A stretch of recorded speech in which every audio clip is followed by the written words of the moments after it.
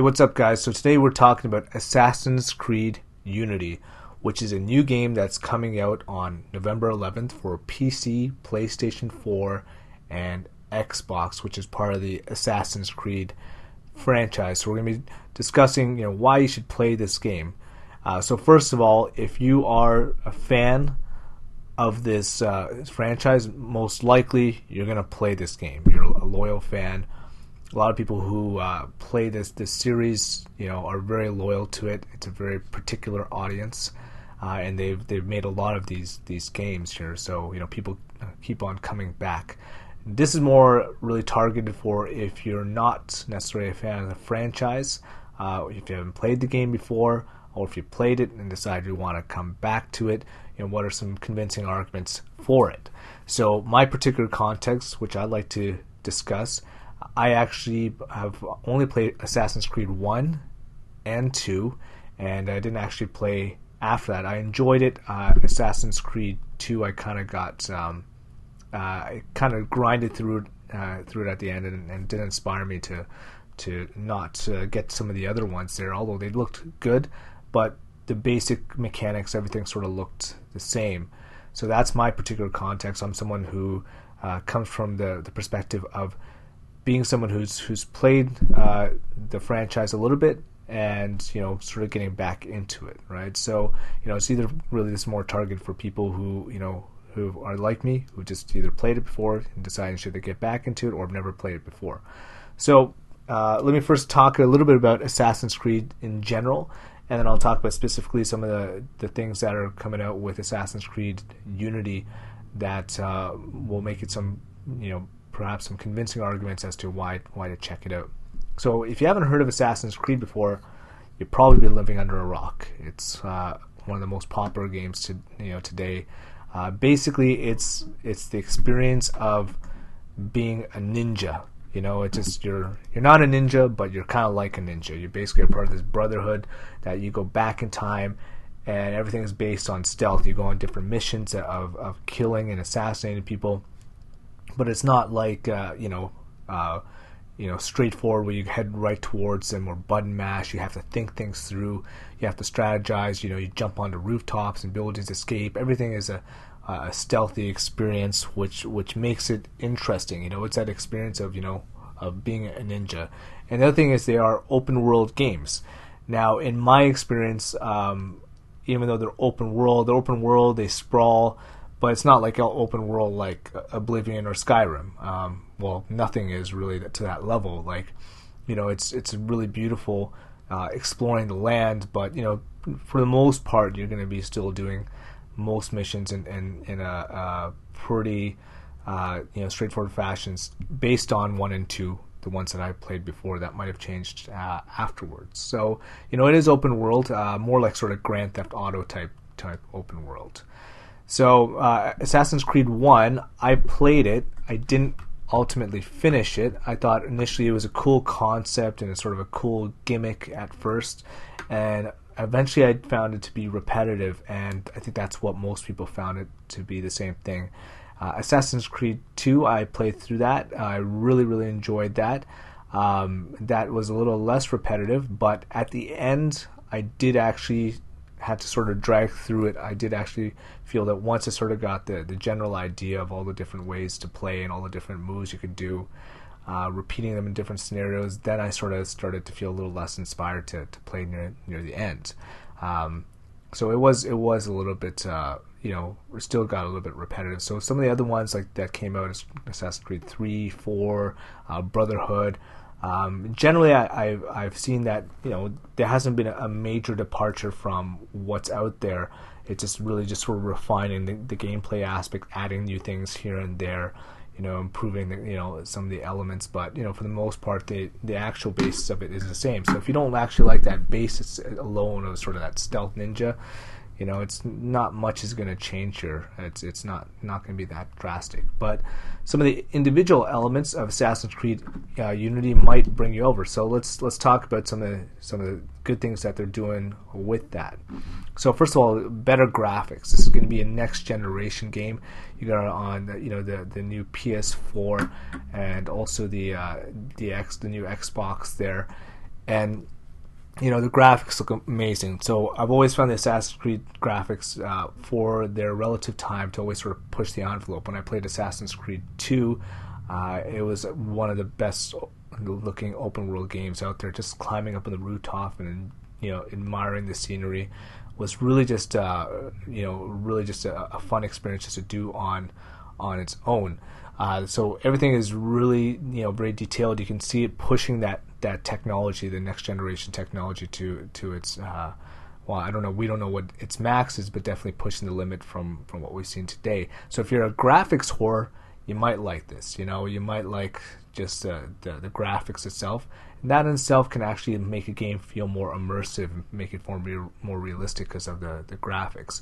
A lot of different things you'd see going across the screen, like so many characters moving across the screen. Like for instance, when you hurt a given character and the crowd sprawls all over the place, you have like 5,000 different characters moving across the screen. So the system being able to handle all that data coming in might add to that sense of realism. And more interiors are explorable. So going into every building, about 1 in 4 interiors are particularly explorable. So the graphical world itself looks quite intense and quite well done. Multiplayer. So you have the multiplayer experience with Assassin's Creed Brotherhood, but this is sort of taking the single player experience and the multiplayer experience, where you can actually play co-op with friends online, and this can change the experience. You can also play this game singularly, but I think obviously there's going to be some benefits from doing things multiplayer. This is a really smart marketing trick and a business decision, because ultimately it's going to encourage you to get your friends to buy it. We're on the basis say, well, you know what, I don't play multiplayer games. No, it's a single player game, but we can play together. So people can enjoy the single player experience and the multiplayer experience. So it really encourages that sort of encouraging your friends to get it, and they don't have to use the excuse that it's not multiplayer. But I bet probably some of the missions will be still pretty dependent on doing multiplayer. It'd be pretty hard to do it on a single player, so you will be encouraging people to play it. But I think that adds a new dynamic. Again, I didn't play Brotherhood, but I think that adds because it's merging the single player and multiplayer, being able to sort of feel that experience there. In terms of the setting, I think this is actually a really interesting setting. It basically takes place in the French Revolution, and it's just a different sort of scenery. Being Paris, and Paris itself is a beautiful place. Seeing it on an older Paris is going to be nice to look at. Not to say this is necessarily going to be a history lesson per se, but you're getting a bit of the experience of what it would be like in the French Revolution. I've always read in my high school history class the French Revolution and what it's like, and I think it could be a pretty enjoyable experience. It might be educational to a certain point. So yeah, I think those sort of three things, the setting, the multiplayer, and also the graphics. Mainly the graphics, I think, can be one of the things that really sort of brings someone over. But like I said, from what I saw from other Assassin's Creeds, it wasn't usually major elements that were changed. It's always just sort of been refining it and making it a little bit tighter in this sort of the next generation of the game. So some other notes to take note of is, so they got right now Project Widow, which basically is sort of a Google Street Maps view of Paris from the game. You can go onto a website there and basically sort of see all the they basically had modeled all of Paris and trying to make it very detailed and sort of street map view. So that's kind of a cool little promotional activity there. You also can also pay an additional $29.99 when it comes out for the Assassin's Creed Passport, which will give you some additional DLC, which will be Assassin's Creed Dead Kings, which will look like an extended mission from the Assassin's Creed main Unity, and also Assassin's Creed Chronicles China, which is a 2D-ish game. It's not like 2D like retro 1980 game 2D, but pretty 2D. It takes place in China, and the character is actually female, which is interesting because there was a lot of upheaval about not being able to select a female avatar for the Unity game. They said sort of basically twice the work, and a lot of people sort of argued that and thought that was sexist and whatnot. Now, I mean, which I appreciate those comments. Being a developer myself, I can always appreciate technical responsibilities that are not always apparent. Some things that seem like they're 2 days work can actually be months of work when you get into testing it and looking at all the variable unknowns, because you have different body structures with that different graphic and how it interacts with the given world, and how the different costumes look on that. So there's a lot of testing that goes into that. So I personally wouldn't be quick to jump the gun on that, but it's good that they've included a female character in the Assassin's Creed Chronicle China, which I think they did probably as a bit of a PR save, because there was a lot of upset people with that. So I always like to look at the other side of the coin, and as a developer, I know personally that it can definitely be a challenge. There are technical challenges. You might have the initial work, but you have to test things and make sure that they're thorough. But ultimately, the thing that held me back from continuing to play the Assassin's Creed, and I think a lot of people, is it going to be repetitive?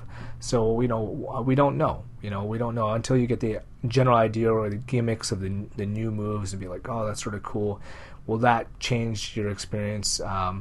My guess, it probably isn't. I think it's still going to be is what it is. Like if this is a game that's somewhat built on I don't want to use the word gimmicks, but in a way it is a gimmick that it's they do things that you haven't seen in a game before, which is a feat in itself. But in a way, it's like if you return to that 20 years later or 10 years later, like a Mario game, would you appreciate it the same way? Probably not, right? Like, I mean, people still I play Super Mario 3, and it's there's nothing fancy about jumping on top of mushrooms and taking mushrooms and turtles and all that stuff, but you still enjoy the gameplay experience. So I wonder if 20 years from now or 10 years from now, are people going to talk about it the same way? And that repetitiveness is sort of it probably won't be taken away, but we'll see. We'll see what it's like. So most likely I'm going to have a review on this channel. So I think it's worth checking out, based on some of the new things that are coming out for the next gen, at least for myself, just to get an update as to what's happened with the Assassin's Creed franchise. So anyways, that's it for me. So we'll see you on November with Assassin's Creed Unity. Check it out.